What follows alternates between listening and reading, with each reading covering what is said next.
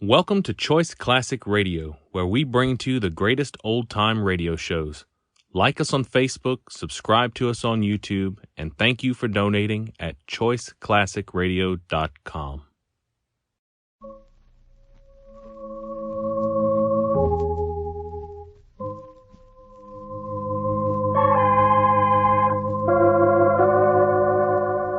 From New York City, the makers of Clipper Craft Clothes for Men and 1,036 leading retail stores from coast to coast present the world's most famous detective, Sherlock Holmes.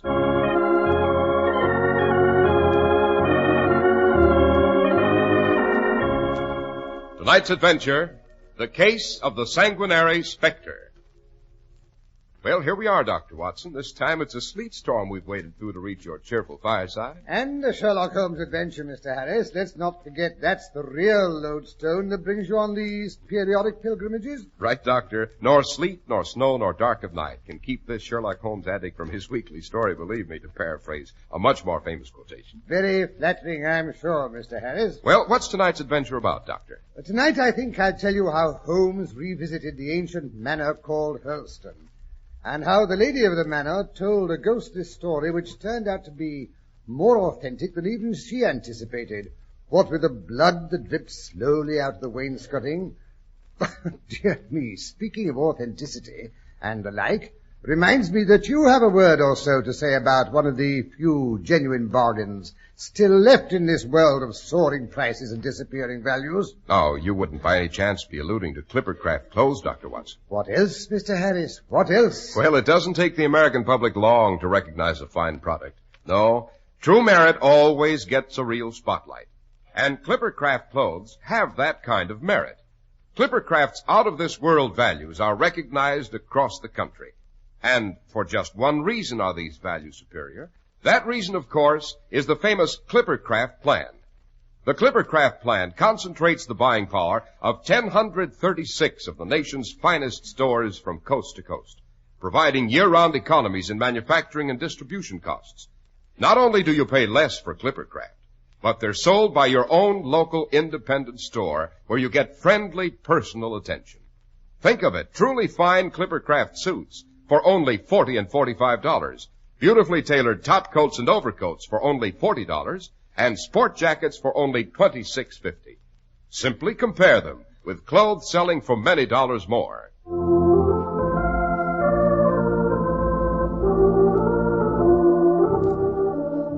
And now to return to the ghost of Hurlstone Manor, Dr. Watson. Hurlstone. Say, wasn't that the ancient country home of the Musgraves where Holmes discovered the crown of the Stuart kings? Correct, Mr. Harris, absolutely correct. But this is another story. To begin at the beginning, Holmes, as you know, in his cerebral processes, was the neatest and most methodical individual. But in his personal habits, he was the untidiest man that ever drove a fellow lodger to distraction. Not that I'm what you'd call painfully tidy myself. Oh, now, Dr. Watson, you're always neat as a pin. With Clipper Crafts, that's easy. But don't interrupt me. Where was I? Oh, yes. I'm certainly not what you'd call prissy, but when I find a man who keeps his cigars in the coal scuttle, his tobacco in the toe of a Persian slipper, and his unanswered correspondence transfixed by a jackknife in the very center of the mantelpiece, then I begin to give myself virtue of airs. I don't wonder, Doctor. Imagine then my surprise when on returning one afternoon from making my medical rounds, I found Holmes in a stiff collar and wearing his Prince Albert. Furthermore, he was tidying up his chemical table and kicking his notebooks, papers, and other impedimenta out of sight under the sofa.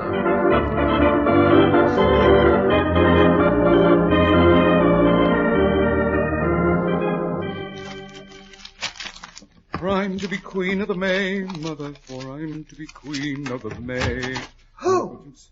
What in heaven's name is the... Watson, your overshoes. Kindly leave them outside. Can't have you tracking mud about. Holmes, have you taken leave of your senses? Aren't you feeling well? Certainly I'm feeling well. Never felt better. But don't stand there with your mouth open like a ninny. Help me clear this litter off the sofa. But what... Here, take this gasogene and the morning papers. And here's the microscope and your top hat. Oh, good Lord, there she is now. Who? Mrs. Reginald Musgrave, of course. She's coming to pay us a call. Well, don't just stand there with that stuff. Put it away somewhere. Oh, where, for the love of heaven? Behind the curtains or the door. No, wait. Chuck it here in the umbrella stand. Hurry. All right. There. All neat and shipshape. Not a thing out of place. Except your back hair, Watson. Do slap it down. There's a good chap. Oh, go to blazes. Well, open the door for Mrs. Musgrave. Open the door. Oh, Holmes, you are the most exasperating man, the most... How do you do, Dr. Watson? Won't you come in, Mrs. Musgrave? Why, it's not Mrs. Musgrave at all.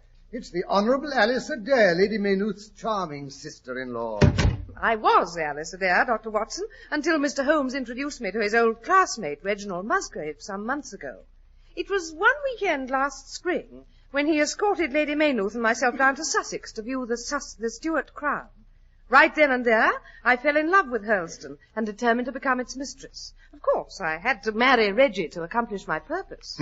Had him eating out of her hand inside of 20 minutes. One flutter of her eyelid and Reggie was a goner. And I never knew you even met the blighter. Sherlock, you mean you didn't tell him about the wedding? Now, really, that's too bad of you. Mr. Holmes was best man, Dr. Watson. Oh? Reggie and I were married in a registry office. You know how skittery middle-aged bachelors are about a big wedding. Well, my dear Alice, how are things at Hurlstone? Dreadful. I'm so annoyed with Reggie, I'm hardly speaking to him. If he goes through with it, I shall divorce him, whether I have grounds or not. Goes through with what? He's threatening to sell the estate. Oh, good Lord, no. Why, the Musgraves have always lived at Hurlstone. That's what I keep telling him. Besides, it's famous. It's the oldest inhabited building in the county. That's what he keeps telling me. He says it's too old to be inhabited any longer. He has absolutely no feeling for all those darling old mullioned windows and the beautiful old mantelpieces and panelling. Keeps on telling me it's damp and draughty. It's his rheumatism, of course, that makes him so unreasonable. That and that wretched Stuart crown you discovered for him, Sherlock. Did you have to do that? But, my dear Alice, he was delighted when we found the royal diadem. If I'd handed him £1 million, he couldn't have been more excited. Well, it's turned out to be a regular Frankenstein's monster. People come from all over to see this stupid thing. They come in droves, by carriage and charabanc and lorry. They come and bring their lunches. We haven't a moment's privacy. Why doesn't he send it off to a museum where it belongs? Because that's what the government wanted him to do in the first place. Well, things have been going from bad to worse. All those trippers tramping through the shrubbery were bad enough. But that dreadful boy yesterday afternoon, that's what really put the petticoats on the Queen. What boy are you referring to, Alice? That horrible little urchin we found in the tea garden, pulling up Reggie's prize petunia by the roots.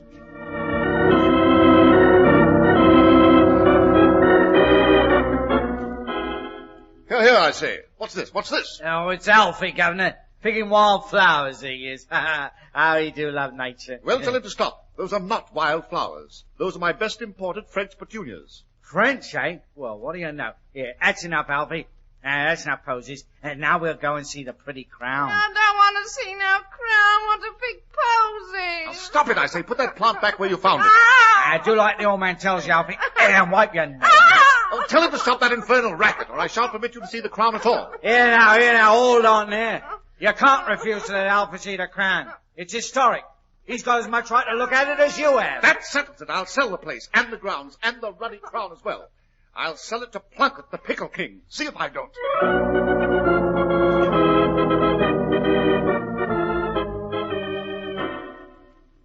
Good Lord, don't tell me old Plunkett has offered to buy Hurlstone. So it seems, Sherlock. I told Reggie if he even thought of it, I'd never speak to him again. But that only made him more determined. You've no idea how obstinate he can be. Pig-headed is the word, my dear Alice. Yes, well, perhaps you're right. That's what comes of his staying a bachelor until he was pushing 40. Hear that, Watson? That'd be a lesson to you. He was probably waiting until you happened along, Mrs. Musgrave. Why, Dr. Watson, what a charming thing to say. You must make Sherlock bring you down for the weekend. Thank you. What weekend? I'm attending no elegant weekend parties at Hurlstone. Oh, yes, you are. You're responsible for this brainstorm of Reggie's. If you hadn't discovered that wretched crown, he wouldn't want to sell the place. And if it weren't for the crown, I'm sure Hennessy Plunkett wouldn't dream of buying it. Hurlstone in the possession of Hennessy Plunkett, the Pickle King. It'd be sacrilege. He even talks about putting out a new brand, Crown Pickles, with a picture of the Stuart crown on the bottle. Oh, shocking bad taste. Holmes? I will not have that dreadful old vulgarian strutting around the property. He'd ruin it in no time. Sherlock, you and Dr. Watson simply must come down and help me to save Hurlstone from that pickle peddler.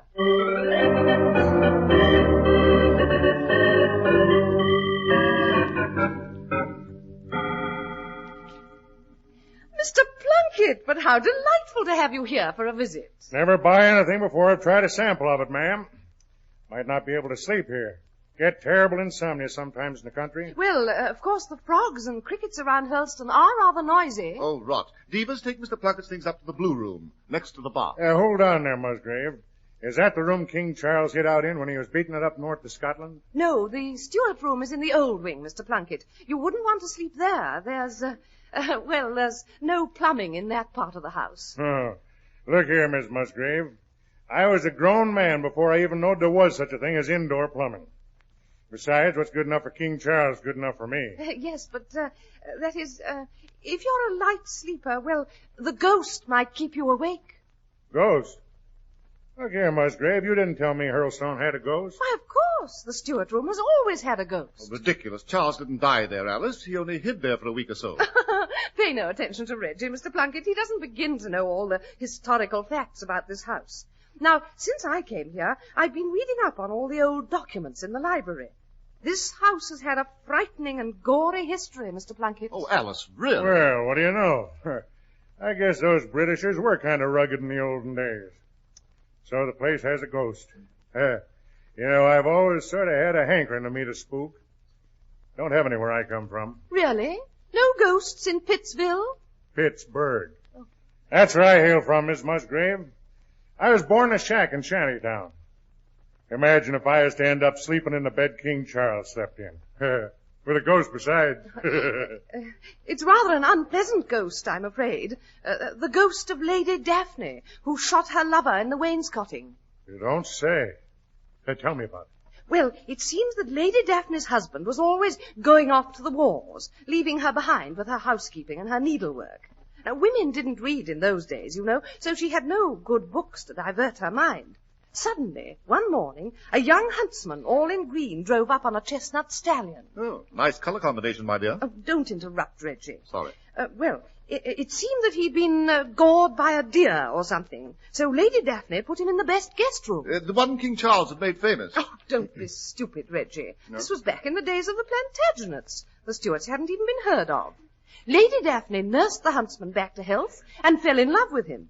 It created quite a scandal, I guess, because pretty soon even old Lord Musgrave heard about it and came sneaking back from the wars one dark night. Very unsporting of them, eh, Musgrave? Rather, yes. Well, of course, you couldn't really sneak very successfully in the armor they wore in those days. So the Lady Daphne and her lover heard him tiptoeing up the hall. And quick as a flash, Lady Daphne shoved her lover into a sort of cupboard in the wainscoting. And when Lord Musgrave came clattering in, she was back in bed, sound asleep. She looked so pretty there, he didn't have the heart to wake her. He just called a couple of his serving men, and they boarded up the closet, with the lover inside. And the lady and her lover were so terrified they never said boo. And the poor chap just sat there and quietly suffocated to death. Reggie, I thought you didn't know that story. Yes, I fancy I've read that manuscript at some time or other. Well, finally, after several days, the Lady Daphne couldn't stand the strain any longer. She took out her husband's revolver and fired a shot through the wainscoting. And pretty soon a slow trickle of blood came out onto the floor. Well, that's a departure I hadn't read about. Lord Musgrave pretended not to notice, but went calmly back to the wars. The Lady Daphne's hair turned completely white, of course, and you can still see her wandering about the room, moaning and wringing her hands. So, dear Mr. Plunkett, I really don't think you should sleep in the Stuart room if you suffer from insomnia. Oh, don't you worry, Miss Musgrave. If anyone's going to be scared tonight, it'll be Lady Daphne, not me.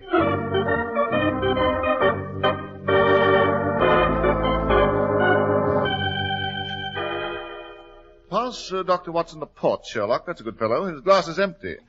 Oh, what's up, Reggie? Oh, just a twinge in my left knee. Must be a storm coming up. That knee's a regular barometer. Dashed fine port you have, Musgrave. Must be old. My dear Mr. Plunkett, the port in this house was laid down by my great-grandfather. Oh, you don't say. The cellar goes with the house, of course. Well, what remains of it? There are only 3 bottles left beside this one. Afraid all my forebears have been heavy port drinkers. The Musgrave port has always been famous, Mr. Plunkett. Oh, yes, Dr. Watson. Nothing could persuade me to part with a place that we still had the cellar we had in my grandfather's, or even my father's day. Oh, well. Sic transit gloria mundi. Oh, confound that knee. It's a reliable weather prophet at any rate. Here comes the storm. Can't say I like thunderstorms, never have. Got some bad ones in the Alleghenies when I was a boy. I've seen lightning bounce off of those mountains like it was the devil playing ninepins. Always crawled into my old man's feather bed when I heard it coming. Lightning can't get you if you're in a feather bed. Yeah. You wouldn't have a feather bed here at Hurlstone, would you? Why, yes, we have some eider-down coverlets, I believe. But don't you think it'll be too warm? I mean, it's only the beginning of September. It blazes with the heat. You tell Devers to bring me a couple up to my room. I'm going to get into bed right now.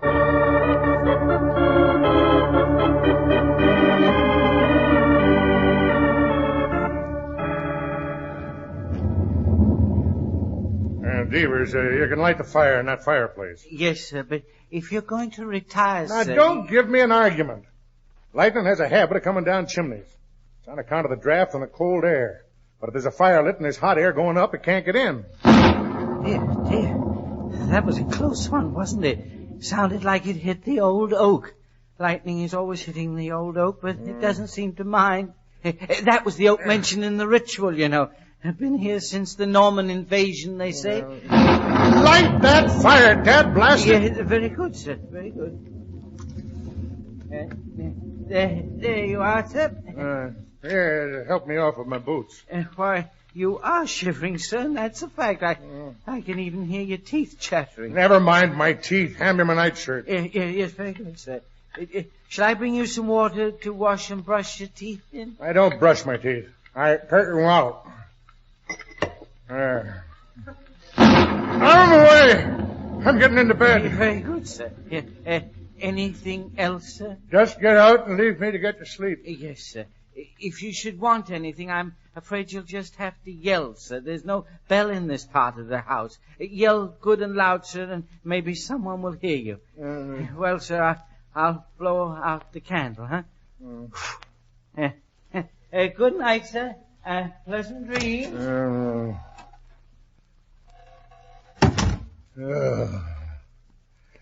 Bed's as cold as an icebox. Storm's blowing over, thank heaven. What's that? Mice. Must be mice. Whole place probably full of mice. Have to clean them out if I buy the house. Now what? Woodwork creaking. Always does in old houses. Lord, it's quiet. Can't even hear the storm. What's that? Sounds like a woman's skirts. There's a draft. Casement must have blown open. It's a curtain rustling. That's what it is. Old houses full of drafts, noises. Maybe I should think twice before I buy the place. Still, Plunkett's Crown Pickles with a picture of the Stuart crown. Yeah, good advertising. It sounds just like a woman's petticoat. Confound it, that fire's dying down. Shadows. Nothing but shadows. That is a woman's petticoat. But I can't see anyone. Oh, rubbish, Plunkett. There's no such thing as ghosts. No such... What's that? Wind coming up. Wind in the chimney. Pull yourself together, Plunkett. Wonder what time it is. I'll light a match. Look at my watch. It's half a minute to midnight. Midnight.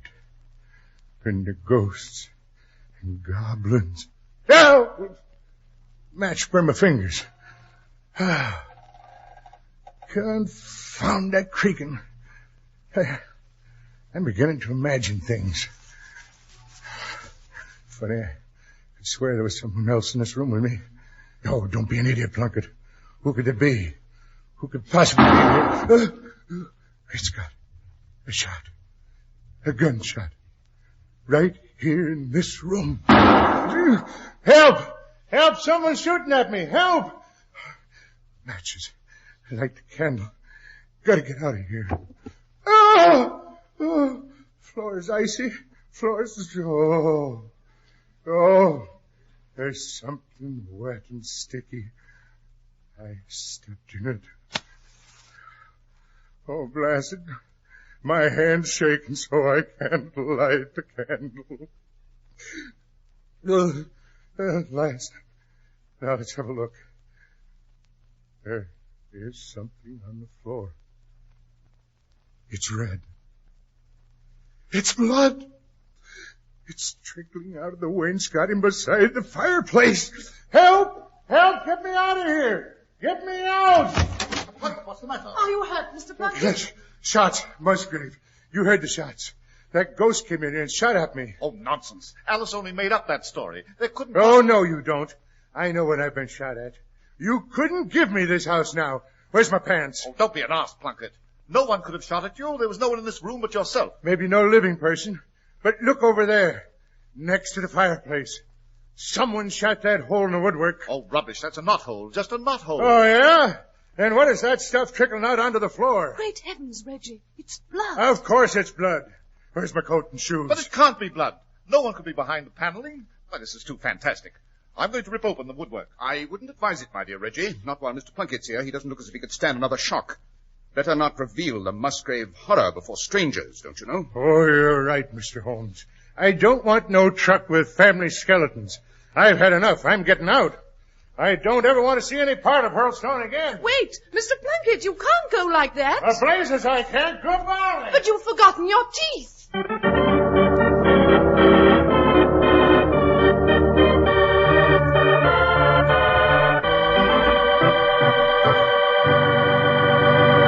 And now, before Sherlock Holmes and Reginald Musgrave discover what lies behind the wainscoting, may I give you a suggestion?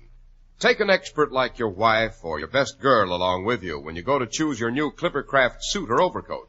See her amazement when she sees the beautiful tailoring, the clean-cut smartness, and the firm, long-wearing fabrics that are yours at such modest prices. She'll say, how do they do it?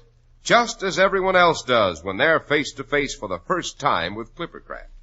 $40 and $45 for Clippercraft suits.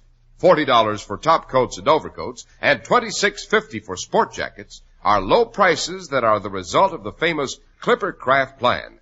They'd be impossible without this wonderful idea that concentrates the buying power of 1,036 stores across the nation. Yes, selling expensive clothes at inexpensive low prices at the nation's finest independent stores is the great big idea behind the Clippercraft plan. That's why men who know insist on Clippercraft clothes. So be sure to visit the Clippercraft store in your city. These leading stores in the metropolitan area are proud to add their names to Clippercraft in your suit, top coat, and overcoat. In Manhattan, Saks 34th, Broadway at 34th, John Wanamaker's men's stores, Broadway at 8th and 67 Liberty Street. In Brooklyn, Abraham and Strauss. In Newark, New Jersey, Boulevard Men's Shop, Kresge Newark. And in Jamaica, the B&B Clothes Shop, 16408 Jamaica Avenue.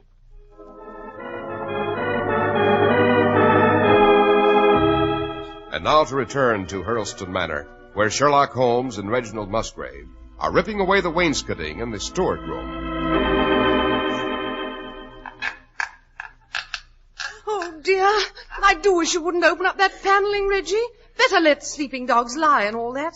I had no idea that ghost story I made up would turn out to be true. Stop blithering, Alice, and hand me that chisel. Oh, I wish I'd never thought up that ghost. I wish I'd never mentioned it to old Plunkett. I never dreamt there would be anything behind that paneling. Now, calm yourself, Alice. It's not as bad as you think it is. As a matter of fact, I suspect that Reggie is in for a rather pleasant surprise. But there was a shot. 2 shots. I heard them distinctly. 2 explosions, possibly. Shots, no. I rather imagine the heat of the fire caused them. Reggie, How long since you had a fire in that fireplace? Never. At least not as long as I can remember. And no one's used this part of the house since the other wing was built during the reign of William and Mary. Oh, confound it, this paneling won't budge. Yeah, I finally got a wedge in. Here, help me pry it loose. 1, 2... Oh, Reggie, I wish you wouldn't. 3... By Jove, Holmes, there is a closet back of the paneling. But it's filled with bottles. Dozens and dozens of bottles covered with dust and cobwebs. Yes, and 2 of the bottles have exploded from the heat of the fire. Well, here, let's have a look at one of them. It won't be necessary. I can tell you what's in them. Port. Excellent port. I rather suspect, my dear Reginald, that your revered grandfather had a rather special hiding place in this room. But how do you know it's port? By the aroma. My olfactory nerves are rather highly developed, you know. The moment I entered the room, I knew that the ruddy fluid Mr. Plunkett had stepped into wasn't blood, but something far more interesting, a superior and venerable vintage of port wine. Good Lord, and to think I nearly sold the place to that old ruffian with all these bottles still in it. I'd never forgiven myself. He'd never have appreciated them, never. Oh, Reggie, then you're not angry with me for spoiling your sale? I just couldn't bear to think of leaving Hurlston. Oh, there, my dear, I forgive you. And the next time you think up a ghost story, do try to be a bit more original. Why, Reggie, what do you mean? If old Plunkett hadn't been a complete ignoramus, he'd have recognized the incident of the lover being bricked up in the woodwork. It's one of the most famous bits of French literature, you know. By Jove, of course. No wonder I thought it sounded familiar. I don't so much mind your swiping your plots, my dear Alice. The best storytellers do, you know. Ask Dr. Watson. Oh, now really, Holmes. You must try to be a trifle more accurate, you know. Anachronisms are taboo, my dear, in the best literary circles. Why, Sherlock, what do you mean? No Plantagenet lady would go popping at her lover with a pistol. Why not? They hadn't been invented. Oh, I'll admit gunpowder was not unknown. Cannon were undoubtedly used at Crécy and Poitiers, but personal firearms for private homicide were quite unavailable. Oh, dear. Next time I'll say she finished him off with a bow and arrow. Well, never mind the historical inaccuracies. Opening this panel has been dusty work, and I'm parched. What do you say we break out a bottle and see if the contents of Grandfather's private vault is up to standard? An excellent idea, my dear Reggie. An excellent idea. Very well. But I warn you, this is one time the ladies do not leave the table while the port goes round.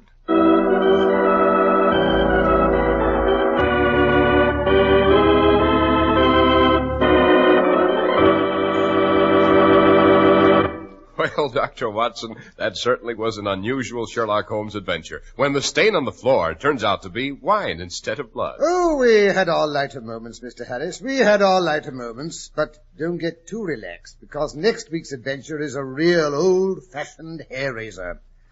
Next week, I think I'll tell you how Holmes and I made a very sinister discovery in the ancient burial crypt at Shoscombe Old Place, and how it explained the strange behavior of Lady Falder's spaniel.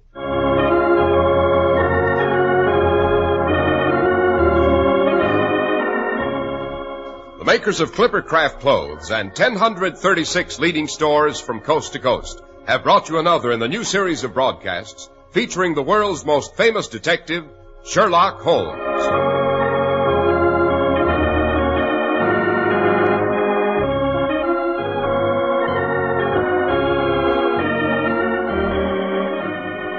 Our stories are based upon the character of Sherlock Holmes, created by Sir Arthur Conan Doyle. Sherlock Holmes is played by John Stanley, Dr. Watson by Alfred Shirley, and the dramatizations are by Edith Meiser. Sherlock Holmes is produced and directed by Basil Lochran with special music by Albert Berman.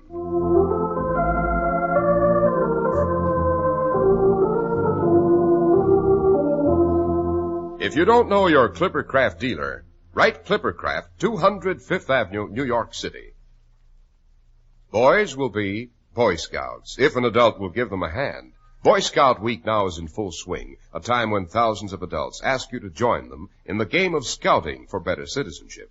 Full details from the National Council, Boy Scouts of America, at 2 Park Avenue, New York, 16, New York.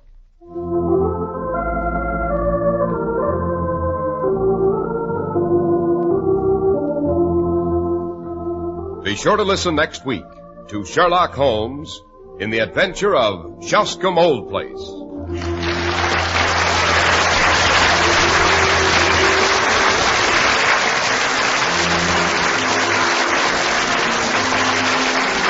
This is Cy Harris speaking for Clippercraft Clothes. This is the world's largest network serving more than 450 radio stations and mutual broadcasting systems. Stay with us for the news reported by Melvin Elliott, which follows presently.